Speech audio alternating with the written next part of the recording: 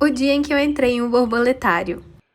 Você sabia que o primeiro borboletário público inaugurado no Brasil fica aqui em Belo Horizonte? Pois é, eu também não sabia. Descobri durante a visita que ele foi construído em 1996. Essa coisa mais linda fica no Jardim Zoobotânico de BH, na Pampulha. Na primeira parte da visita é exibido um vídeo que explica sobre a vida das borboletas e mariposas, e os educadores que ficam lá tiram as dúvidas, passam instruções sobre a visita. É perceptível o cuidado e o carinho com os animais que habitam o borboletário. Para visitar é possível fazer agendamento e também tem horários fixos durante a semana, então confira o horário lá no site da prefeitura e se programe.